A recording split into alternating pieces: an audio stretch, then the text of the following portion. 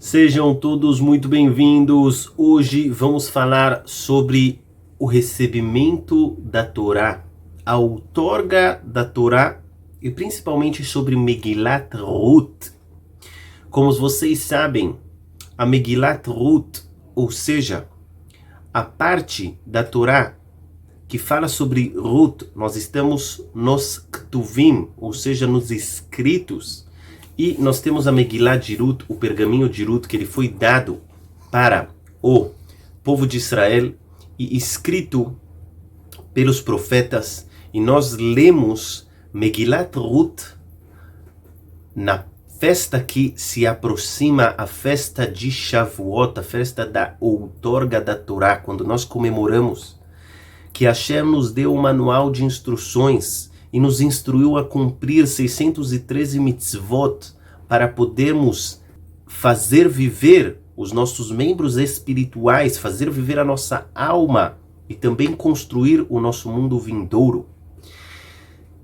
Um ponto muito importante a se notar é que a Torá, ela começa com um casamento e ela termina com uma morte. A Torá, ela começa com a criação do mundo e logo depois o casamento de Adão e Havá. Nossos sábios falam que Hashem preparou Havá como se fosse uma kalá, como se fosse uma noiva. Eva foi preparada como uma noiva perante Adam Arishon, perante Adão. E Hashem estava lá para fazer os felizes. Daqui nós vemos, entre aspas, a importância de alegrar um noivo e uma noiva. É uma mitzvah muito grande a pessoa alegrar um noivo e uma noiva, a pessoa ir dançar. Ao contrário daquelas pessoas que vão em casamento somente para comer, fala Gemara, isso é proibido. Você vai no casamento só para comer, isso é uma coisa proibida. Você deve ir no casamento para alegrar o noivo. Obviamente você pode comer e até mesmo você deve comer, porque se ninguém comer, então o noivo não se sentirá tão feliz assim. De qualquer maneira você deve comer e também alegrar o noivo e não somente ir para comer. Então nossos sábios explicam, a Torá, ela começa com um casamento e ela termina com uma morte, a morte de Moshe Rabbeinu. Termina a Torá falando e nos contando como Moshe foi enterrado por Hashem e ninguém sabe até hoje aonde Moshe foi enterrado. Do outro lado nós temos a Megilá de Ruth. A Megilá de Ruth, ela começa com uma morte. 3 mortes na verdade. Ela começa com a morte de Elimelech, Mahlon e Quilion, os 3 filhos, os 2 filhos de Ruth, mais o seu marido. Os 3 morreram e ela termina com um casamento, o casamento de Boaz com Ruth. Ou seja, na verdade, a Megilá de Ruth, o que ela vem é para fazer viver a Torá novamente. A Torá começa com um casamento e termina com uma morte. Ou seja, você sente como se tivesse faltando aqui alguma coisa. E vem a Megilá de Ruth e ela te revive novamente a Torá. E ela fala, a Torá está viva. Ela é como se fosse uma continuação da Torá que começa com uma morte e ela termina com um casamento. E do casamento que sai David, o rei David. E desse casamento sai Mashiach também. Sai o rei Messias, que Bezrat Hashem virá prontamente, o mais rápido possível. Depende dos nossos atos. Depende que nós não acreditamos em Messias falsos. E assim Mashiach vai vir. E ele vem através de Ruth. E o que aconteceu com Ruth? Qual foi o mérito de Ruth para que ela seja como se fosse uma continuação da Torá?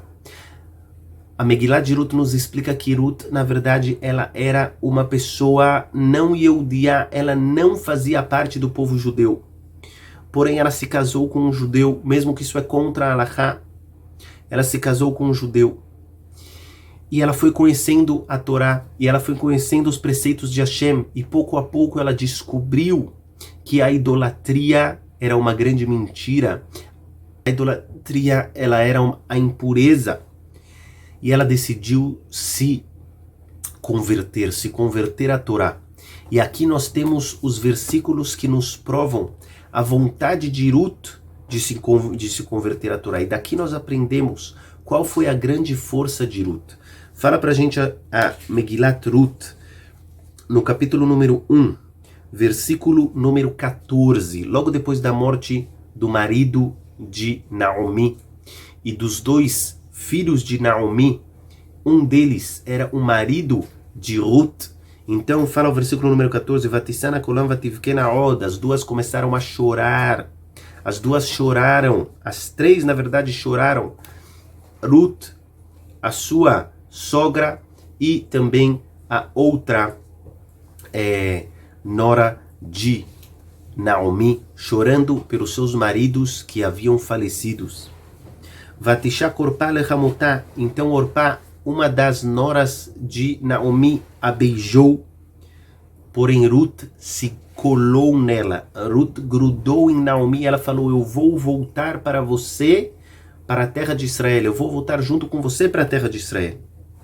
Versículo número 15, fala pra gente o seguinte, e disse, falou Naomi, eis que voltou a sua companheira para o seu povo e para o seu Deus. Daqui nós vemos que ela voltou a fazer idolatria. Volte também para o seu Deus. Volte você atrás da sua companheira. E diz no versículo 16, e disse Ruth, não insista para que eu te deixe e para que eu volte e me despeça de você. Pois em todo lugar que você for, eu irei. E aonde você dormir, eu dormirei. O seu povo é meu povo e o seu Deus é meu Deus. No lugar onde você morrer, morrerei. E lá eu serei enterrada. E assim fará Hashem para mim. Isso é um julgamento. Aquelas pessoas que conhecem o Tanakh, essa é a linguagem que a Torá nos usa para dizer que alguém jurou.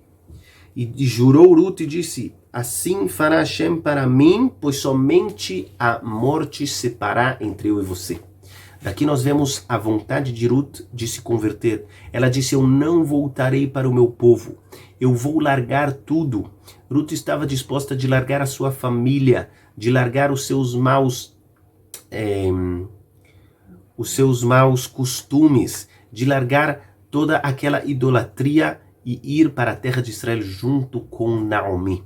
E aqui diz o versículo número 18.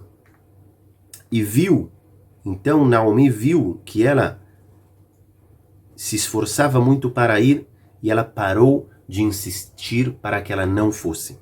E o versículo de número 19 nos revela, Vatelach nashtehem, e as duas foram juntas. Ensinam nossos sábios, as duas foram juntas no mesmo nível espiritual. E vem a grande pergunta, como é possível que Ruth estava no mesmo nível espiritual da sua sogra? Se a sua sogra ela era uma Yehudiá, ela era uma judia, enquanto Ruth não era judia. E os nossos sábios nos revelam que quando a pessoa decide fazer uma mitzvah, ela decide mudar a sua vida, ela decide largar a idolatria, ela decide largar os seus pecados, largar os seus maus costumes, para mudar a sua vida, isso já faz um grande marco nos céus. Isso já faz um grande marco na sua alma.